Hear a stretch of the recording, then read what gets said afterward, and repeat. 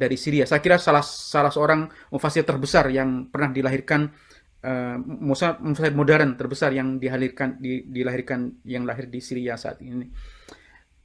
Jadi teman-teman tidak perlu, menurut saya tidak perlu khawatir, teman-teman Muslim tidak perlu khawatir untuk membaca Alkitab, eh, apa eh, karena banyak ulama yang sebenarnya juga membolehkan itu. Nah, tentang tentang konsep polemik terkait wahyu, memang benar Pak. Ini saya kira salah satu penyebab kenapa masalah falsifikasi ini tidak selesai, karena ada kecenderungan kita memaksakan definisi kita tentang wahyu dan kita gunakan untuk mengevaluasi kitab suci agama lain. Nah, dalam buku polemik kitab suci itu, ini sebenarnya solusi yang saya tawarkan. Ya, saya belum sampai kepada persoalan dialog, tetapi solusi yang saya tawarkan adalah bahwa sepanjang orang Islam misalnya memaksakan definisi tentang wahyu untuk mengevaluasi Alkitab, maka falsifikasi ini akan tetap kuat gitu. Karena dalam paham Muslim, wahyu itu adalah firman yang disampaikan kepada Nabi Muhammad melalui malaikat Jibril. Jadi Nabi Muhammad itu tidak punya intervensi apapun, ya. Jadi semua yang dia sampaikan itu semua berasal dari Tuhan, gitu. Artinya dia penerima pasif. Ya. Dalam tradisi Kristen tidak ada masalah bahwa kitab suci itu ditulis oleh manusia, gitu. Ya. Jadi semua yang ada dalam Perjanjian Baru itu semuanya ditulis oleh manusia, termasuk Injil. Itu ditulis oleh 4 orang murid Yesus atau orang, baik itu murid langsung atau murid tidak langsung. Jadi ditulis oleh manusia gitu. Hanya dalam paham Kristen, para penulis wahyu ini, para penulis Perjanjian Baru ini, mereka itu sebenarnya dibimbing oleh Roh Kudus.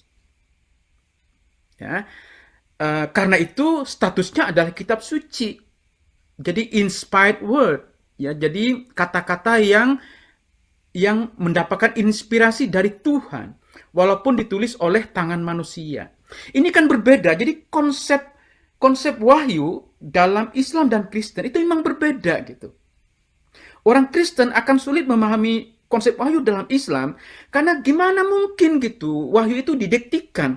Memang Tuhan tuh bahasanya bahasa Arab, gitu kan? Jadi Tuhan ngerti nggak bahasa Indonesia? Nah, kan begitu jadi pertanyaannya, menjadi sangat polemis ya. Nah, solusi yang saya tawarkan waktu itu ketika menulis buku itu adalah kita seharusnya tidak memaksakan konsepsi kewahyuan kita untuk dijadikan sebagai standar mengevaluasi kitab suci agama lain. Karena masing-masing komunitas agama mempunyai konsepsi wahyu yang berbeda. Jadi saya bilang, kalau kita tidak memaksakan kehendak kita, maka persoalan falsifikasi ini bisa kita atasi. Jadi itu solusi yang dulu saya tawarkan. Tapi Anda memang benar bahwa salah satu problem dari polemik kitab suci itu adalah karena perbedaan konseptual menyangkut wahyu. Ya, saya kira aku kan benar. Pertanyaan saya sebentar saja. Pertanyaan yang ketiga tentang apakah Al-Quran menganggap dirinya sebagai mengoreksi Al-Quran, iya gitu. Tetapi saya kira bukan koreksi historis, ya. Karena saya tidak yakin bahwa Al-Quran itu punya kepentingan untuk menyajikan kisah-kisah historis, ya. Yang lebih ditekankan oleh Al-Quran adalah bahwa pembaca atau pendengar Al-Quran itu mengambil mengambil pelajaran dari kisah-kisah biblical yang ada di dalam teks Al-Quran.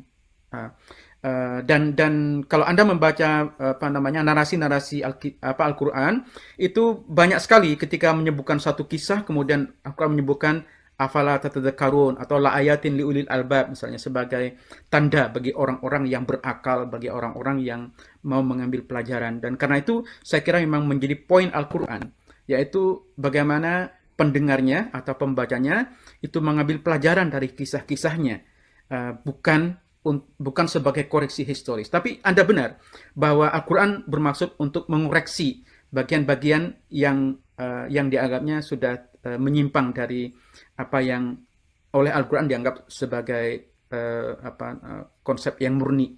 Saya kira itu teman-teman